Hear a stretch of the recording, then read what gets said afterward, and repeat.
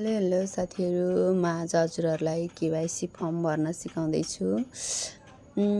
यो चाहिँ राष्ट्रिय वाणिज्य ब्याङ्कको केवाइसी फर्म हो। यसमा चाहिँ शाखा कार्यालयमा चाहिँ कुन ब्याङ्कबाट कुन ठाउँबाट हामीले केवाइसी फर्म भर्न लागेको त्यो ठाउँको ठेगाना लेख्ने। यसमा चाहिँ आफ्नो फोटो टाँच्ने अनि यसमा चाहिँ मिति लेख्ने। आज अब कुन डेटमा हामीले केवाइसी फर्म भर्न गएको छ त्यो मिति लेख्ने। यसमा वर्ष लेख्ने, वाइ लेखेको ठाउँमा, एम लेखेको ठाउँमा महिना अनि डी लेखेको ठाउँमा गते लेख्नुपर्छ। अनि खाताको एकाउन्ट नम्बर भनेको खाता नम्बर हाम्रो चेकमा जुन हुन्छ त्यो लेख्ने। अनि खाताको प्रकार प्राय चल्ती नै हुन्छ, त्यसैले चल्ती लेख्ने। अब अरू छ भने अरू लेख्दा पनि हुन्छ। अनि यो खाताको उद्देश्य प्राय बचत नै हुन्छ, त्यसैले बचतै लेख्ने। अनि यो पुरा नाम देवानगरीमा भनेछ। देवानगरी भनेको नेपाली हो, नेपालीमा नाम लेख्ने आफ्नो। अनि फुल नेम इङ्ग्लिस भनेपछि यसमा चाहिँ इङ्ग्लिसको क्यापिटल लेटरमा लेख्ने सबै नामहरू यहाँ नाम लेख्ने। अनि एउटा ठाउँ छोडेर यसमा थर लेख्न पनि मिल्छ। अनि यो जेन्डर लेखेको ठाउँमा चाहिँ महिला पुरुष आफ्नो के छ त्यो छुट्याउने र लेख्ने। अनि राष्ट्रियतामा नेपाली लेख्ने। अनि त्यसपछि स्थायी ठेगाना भनेको आफ्नो नागरिकतामा भएको ठेगानाहरू लेख्ने। अनि हालको ठेगाना भनेको कहाँ बसेको छ त्यो ठेगाना लेख्ने।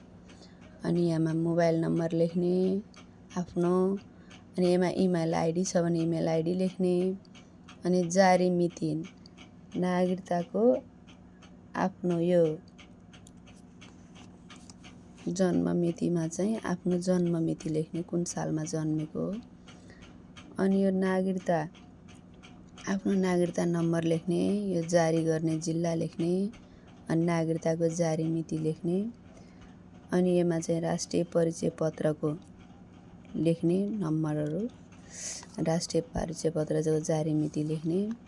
अनि यिनीहरू चाहिँ अब आफू विदेशी नागरिकहरूको हकमा हो। यो चाहिँ हजुरहरूले विदेशी नागरिक हो भने भर्दा हुन्छ, नत्र नभर्दा पनि हुन्छ। अनि भाडामा बस्ने ग्राहकहरूको हकमा चाहिँ यसमा चाहिँ घरधनीको नाम लेख्ने र घरधनीको मोबाइल नम्बर लेख्ने। अनि अर्को छ हाम्रो यसमा एका घर परिवारको विवरण भनेको छ। यसमा चाहिँ श्रीमानको नाम लेख्ने। अब महिला छ भने श्रीमानको नाम लेख्ने। अब पुरुष हो भने श्रीमतीको नाम लेख्ने। आफ्नो बुवाको नाम, आमा, छोराछोरी कोलममा के छन् त्यो सबको नामहरू लेख्ने। अब उहाँहरूको फेरि नागरिकता नम्बर र जारी गर्ने कार्यालय छ यदि सम्भव भएमा भनेछ। अब नागरिकता नम्बरहरू र जारी गर्ने कार्यालय हजुरलाई थाहा छ भने त्यो लेख्दा हुन्छ, नत्र नलेख्दा पनि हुन्छ। अनि अन्य विवरण भनेको छ हाम्रो यसमा। अनि अन्य विवरणमा चाहिँ वैवाहिकमा चाहिँ विवाहित छ भने विवाहित लेख्दा पनि भयो हैन। अनि धर्म के हो आफ्नो हिन्दू, बौद्ध, मुस्लिम, इसाई जे छ त्यही। अन्य छ भने अन्य लेख्दा पनि हुन्छ। शैक्षिक योग्यता साधारण लेखपढ भए साक्षर लेख्ने। अनि अरू चाहिँ छ भने एससी +2 छ भने त्यो लेख्दा पनि भयो। पेसा आफ्नो के छ, गृहिणी भने गृहिणी, विद्यार्थी भए विद्यार्थी, अरू के भए अरू के लेख्दा मिल्यो, टिक लगाउने। अनि स्वरोजगार हो भने कोष्ठमा उपयुक्त भनेछ। अब कुन व्यवसाय गर्नुहुन्छ त्यही लेख्न मिल्यो। अनि आय स्रोत के हो हजुरको त्यसमा टिक लगाउनु होला। अनि संलग्न रहेको पेसा व्यवसायको विवरण भनेछ। अब कुन पेसामा आफू संलग्न हुनुहुन्छ त्यसको यसमा डिटेल लेख्नुपर्छ। अनि खाताबाट हुने अनुमानित वार्षिक कारोबार रकम भनेछ। आफ्नो वर्षमा अब कति कारोबार हुन्छ त्यही अनुसारको रकम लेख्नु होला। अनि वार्षिक कारोबार सङ्ख्या भनेछ। यसमा चाहिँ अब कति हो, अब सामान्य मान्छेको 50 देखि 100 हुन्छ। अब त्यहीमा टिक लगाइदिए पनि भयो, नत्र अरू छ भने अरूमा लगाउन नि मिल्यो। अनि यसमा चाहिँ करदाता वास्तविक धनी सम्बन्धी विवरण भनेर लेखेछ। तपाईँ अब जागिरी खाएको हो मान्छे हो, सरकारी जागिरी हो, तपाईँले कर तिर्नुहुन्छ भनेपछि आफ्नो प्यान नम्बर लेख्नु होला, होइन भने यसलाई छोडिदिँदा पनि हुन्छ।